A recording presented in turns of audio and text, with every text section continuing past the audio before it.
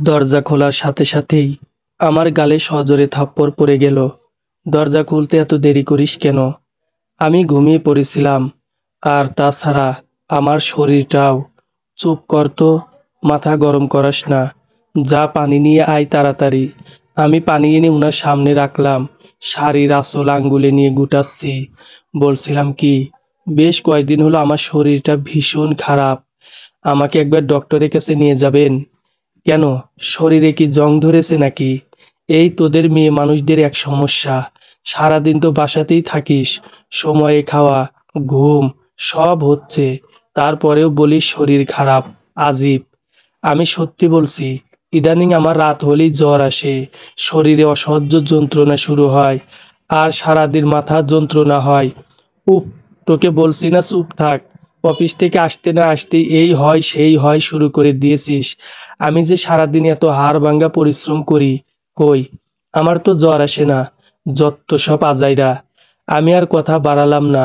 গুটি গুটি পায়ে রুম ছেড়ে চলে এলাম আমার স্বামী কাব্যর কাছে। এইগুলো কোনো রোগ না। এই তো সেদিন আমার হাতটা কতটা পুড়ে গেল, যন্ত্রণায় ছটফট করতে লাগলাম, কিন্তু উনার কাছে এটা কোনো বড় বিষয় ছিল না। উনি পোড়ার মলম আমাকে দিয়ে দিলেন। একবারও দেখলেন না হাতটা কতটা পুড়েছে। শুধু গম্ভীর সুরে বললেন, এই সমস্ত ছোট ছোট বিষয় নিয়ে বাচ্চাদের মতো আচরণ করবে না তিশা, আমার অসহ্য লাগে। পারিবারিকভাবেই আমার আর কাব্যর বিয়ে হয়। আমার বাবা এক দেখাতেই কাব্যকে পছন্দ করে ফেলে। হবে নাই বা কেন? আমার বাবা তো তার পছন্দ মতো পাত্র পেয়েছেন। ছেলে বড় ব্যবসায়ী, অনেক নাম যশ আছে। সেখানে আমার পছন্দের মধ্যবিত্ত একটা বেকার ছেলের হাতে কেন তুলে দেবেন? ছোট থেকেই দেখে আসছি, বাবা বিলাসী লোক, সব সময় নিজের স্ট্যাটাস বজায় রাখেন। আর কাব্য মাহমুদ সব দিক থেকে পারফেক্ট। বাবার সাথে তেমন বন্ধুত্ব নেই আমার। আমার আশেপাশে 4-5টা মেয়ে যেমন তার বাবার পরী হয়, বা বড় হয়ে গেলেও আঙ্গুল ধরে রাস্তা পার হয়, সেখানে আমি এসব কিছুই পাইনি। আমার বাবা সবসময় লাভ ক্ষতির অঙ্ক কষতেন।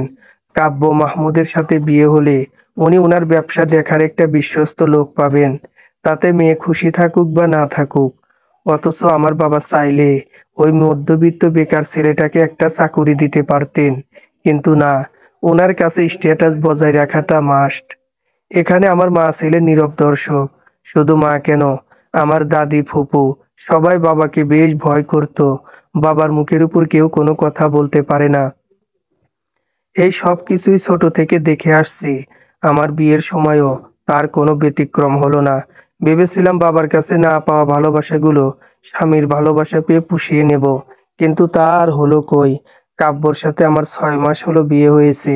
স্বামীর ভালোবাসাটা কি তা এখনো বুঝে উঠতে পারলাম না। এটা কি ধরনের রান্না হয়েছে? এত লবণ!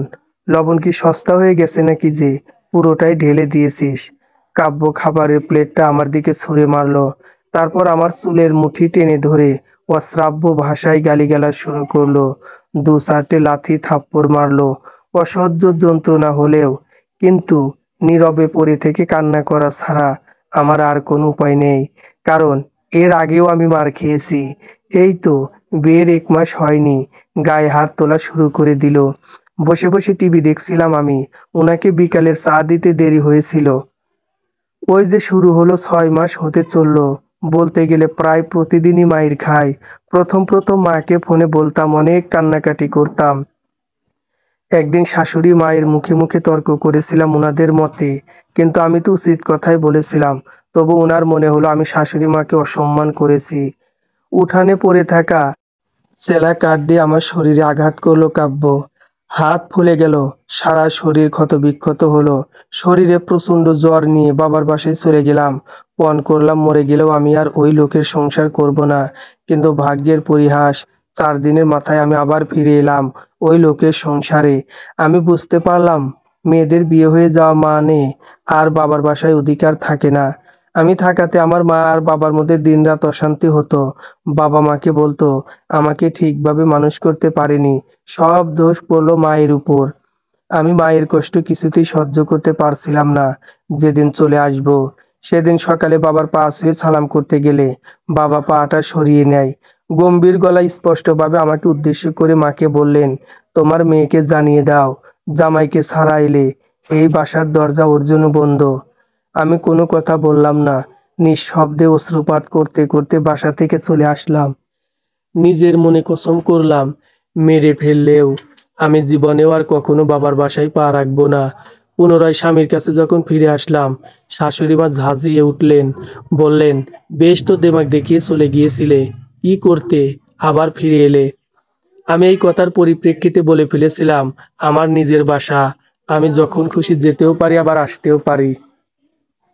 শাশুড়ি মা আমার কথা শুনে আর কিছুই বললেন না। আমার মা বলে, বিয়ের পর মেয়েদের কাছে স্বামীর বাসাটাই নিজের বাসা। তাই তো বলার সাহস পেলাম, কিন্তু যতটা সহজ ভেবেছিলাম তা কিন্তু নয়। রাত তখন আনুমানিক 11:30 হবে। সারা শরীরের অসহ্য যন্ত্রণায় ছটফট করছিলাম, ঘুম আসেনি চোখে। হঠাৎ আমার পিঠে বেল্টের বাড়ি পড়লো। আমি চিৎকার করে উঠে বসি। কাব্য আমার দিকে অগ্নি দৃষ্টিতে তাকিয়ে আছেন।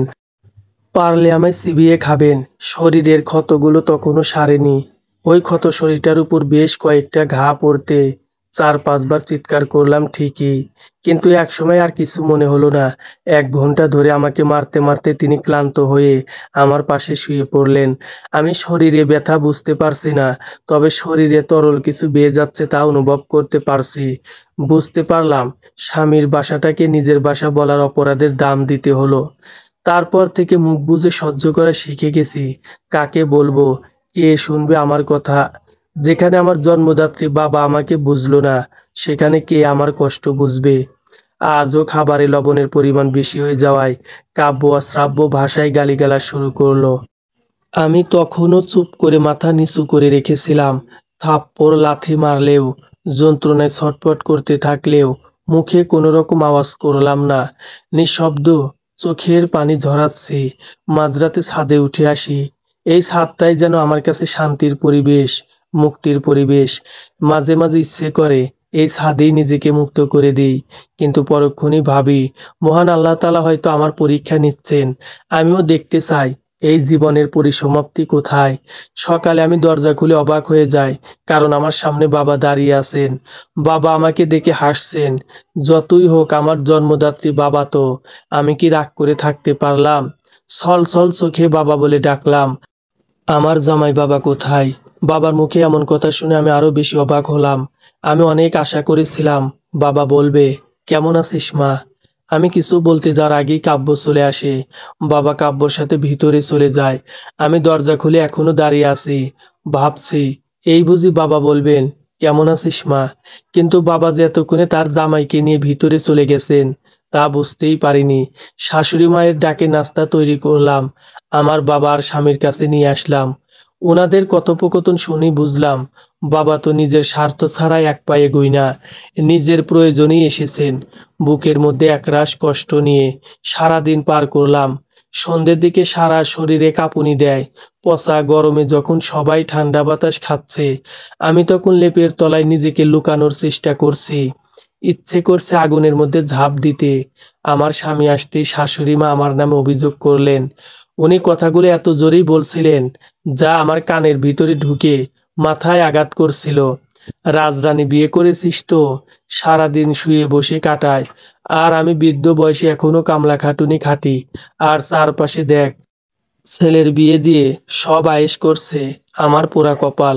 শুধুমাত্র রাতের রান্নাটা উনাকে করতে হয়েছিল বলেই উনি এত কথা শোনালেন। আর এদিকে সারা সকাল থেকে বাসার ধুলো ময়লা পরিষ্কার করা, মোছা, শুধু তাই নয়, হাজার খানেক জামা কাপড় পরিষ্কার করেছি। এগুলো আমার রোজকার কাজ। একটা কাপড় 3-4 বার করে ধুতে হয়। আমার শাশুড়ি মার পছন্দ না হলে আমি জ্বরে গুটি গুটি মেরে শুয়ে কাঁপছি। কাব্য বেশ রাগ নিয়ে রুমে ঢোকে, তবে আমাকে লেপ কম্বল জড়িয়ে শুয়ে থাকতে দেখে কিছুটা নরম হলো। আমার কাছে এসে আমার কপালে হাত ছোঁয়ালো, তারপর একটা জ্বরের ঔষধ দিয়ে চলে গেল। এইভাবেই আমার 1 বছর পূরণ হলো। মায়ের কথা শুনে মারধর করতো, আবার ছোট ছোট কোনো বিষয় নিয়েও কথা শোনাতো। এভাবেই কাটছিল আমার জীবন। কিন্তু সেদিনের পর আমার সব কিছু হারিয়ে গেল। আমার স্বামী নেশা করত, প্রায় কোনো কোনো রাতে মদ খেয়ে গাড়ি চালিয়ে বাসায় ফিরতো। একদিন সারা রাত আমি জেগে কাটালাম। উনি বাসায় আসেননি। সকালে কল এলো, জানতে পারলাম উনি গাড়ির দুর্ঘটনায় আহত হয়েছেন, হসপিটালে ভর্তি করা হয়েছে। শোনা মাত্রই ছুটে চলে গেলাম। ডক্টর বলল আঘাতটা মাথায় বেশি হয়েছে, অনেক রক্তপাত হয়েছে, মাথার শিরা কেটে গেছে। দুঃখিত, আপনার স্বামীকে বাঁচানো গেল না। এটা শোনার সাথে সাথে আমার পুরো পৃথিবীটা থমকে গেল। আমার চারদিকে শুধুই অন্ধকার। যতই হোক স্বামী তো, ওনার প্রতি সম্মান ভালোবাসা আছে, কষ্ট তো হবেই। কাব্য মারা গেছে, 1 মাস হতে চলল। এই 1 মাসে আমাকে আর মার খেতে হয়নি, কোনো অপমান শুনতে হয়নি। স্বামী মারা যাওয়ার কষ্ট হলেও দিন শেষে আমি ভালো ছিলাম। 2 মাসের মাথায় আমার শাশুড়ি আমাকে তাড়িয়ে দিলেন। তার কারণ, সেদিন সকালে আমি আমার শাশুড়ি মায়ের ঔষধ কিনতে দোকানে গিয়েছিলাম। ঔষধ কিনে এনে যখন বাসার দিকে পা চালাচ্ছিলাম, তখন খুব চেনা একটা কণ্ঠস্বরে থমকে দাঁড়ালাম। পিছন ফিরে দেখি, যেই মানুষটার হাত ছেড়ে দিয়েছিলাম পরিবারের কথা ভেবে আজ থেকে 1 বছর আগে, সেই মানুষটা আমার সামনে দাঁড়িয়ে। কেমন আছো তৃষা? প্রিয় মানুষটা প্রশ্নে বুকে তোলপাড় করা এক ঝড়ের সৃষ্টি হলো। তবু নিজেকে দমিয়ে রাখলাম। এই তো বেশ আছি, মুখে হাসি টেনে কথাটা বললাম। কিন্তু আমার মনে হলো প্রিয় মানুষটা আমার উত্তর শুনে খুশি হলো না। আমি সব কিছু জানি তৃষা, তোমার স্বামী মারা গেছেন 1 মাস হলো। আমি মুখটা নিচু করে নিলাম, চোখে পানি এসে গেছে। প্রিয় মানুষটি আমার হাতটা ধরলো। জানো তৃষা, আমি এখন চাকরি করি, আমার এখন গাড়ি বাড়ি সব আছে, কোনো অভাব নেই আমার। আগে তোমাকে 10 টাকার ফুচকা খাওয়াতাম মাসে একবার, কারণ সপ্তাহে খাওয়াবার মতো আর্থিক ক্ষমতা আমার ছিল না। কিন্তু এখন আমি তোমাকে 5 তারা হোটেলে খাওয়াবার ক্ষমতা রাখি। আমি জানি না কথাগুলো কেন বলছে, তাহলে কি আমাকে অপমান করছে? আমি আমার হাতটা ছাড়িয়ে নিয়ে হাসি মুখে বলি, ও ভালো থাকবেন। ওহম, আমি ভালো থাকবো যদি তুমি আমার সাথে থাকো। কি বলছো তুমি এসব? আমি তোমাকে বিয়ে করতে চাই। আমি বেকার ছিলাম বলে তোমার বাবা আমার সাথে বিয়ে দেননি, কিন্তু এখন আমি চাকরি করি, আমার টাকা পয়সা আছে, তোমার বাবা মেনে নেবে। চলো আমরা আবার এক হই। না, তুমি ভুল করছো। আমার বিয়ে হয়ে গেছে, স্বামী মারা গেছে বলে আমি তোমাকে বিয়ে করতে পারবো না। তুমি আমার থেকেও ভালো মেয়ে পাবে, বিয়ে করে নাও, সুখী হও, ভালো থেকো। হাতটা ছাড়িয়ে নিয়ে চলে আসলাম। হাজার ডাকেও পিছন ফিরে আর তাকালাম না। মানুষটার মায়ায় যদি পড়ে যায় আবার। আর তাছাড়া সমাজ কি বলবে? যে ছেলেটাকে আমি বেকার বলে ছেড়ে দিয়েছিলাম, এখন সে রোজগার করে বলে তার কাছে ফিরে যাব? লোকে তো নিন্দা করবেই। পাড়ার লোক এসে শাশুড়ি মাকে আমার নামে নালিশ করলেন, কারণ রাস্তায় আমি পরপুরুষের হাত ধরে দাঁড়িয়েছিলাম। জায়গা পেলাম না স্বামীর বাসায়। আমার চরিত্রের দোষ আছে বলেই নাকি আমি উনার ছেলেকে খেয়ে ফেলেছি। তাড়িয়ে দিলেন, বাবার বাসাতেও জায়গা পেলাম না। ঘৃণা লাগছিল পৃথিবীটাকে, এই মানুষগুলোকে। রাস্তায় নেমে পড়লাম। পুরো একটা দিন রাস্তায় বসে কাটালাম। তারপর দিন সকালে বাস স্ট্যান্ডের ব্রেঞ্চে বসে আছি। হঠাৎ আমার সামনে একজন বয়স্ক মহিলা এসে দাঁড়ালেন। প্রথমে আমি চিনতে না পারলেও তার মুখে আমার নাম শুনে কণ্ঠস্বরটা খুব চেনা লাগলো। ভালো করে তাকে দেখে আমার স্কুলের প্রধান শিক্ষিকা, এখন হয়তো অবসরপ্রাপ্ত হয়ে গেছেন। আমাকে উনার বাসায় নিয়ে গেলেন। আমার সব কথা শুনে আমাকে আশ্রয় দিলেন। উনার ছেলে আর ছেলের বউ উনার দায়িত্ব নেয়নি, তারা বিদেশে চলে গেছে। আমাকে পেয়ে তিনি জড়িয়ে ধরে সব কথা বললেন। ওনার কষ্টগুলো আর আমার কষ্টগুলো যেন এক হয়ে গেল। উনি আমাকে পেয়ে খুশি হলেন, কারণ এই বয়সে উনাকে কেউ দেখবেন। আর আমিও বাঁচলাম, আশ্রয় পেলাম। উনার সাহায্যে আমি এখন স্কুলের টিচার হয়েছি। ভালোই কাটছে, যা আয় করছি তাতে বেশ ভালো মতোই চলে যাচ্ছে। হুম, আমার কষ্টের অবসান ঘটেছে। সমাপ্ত।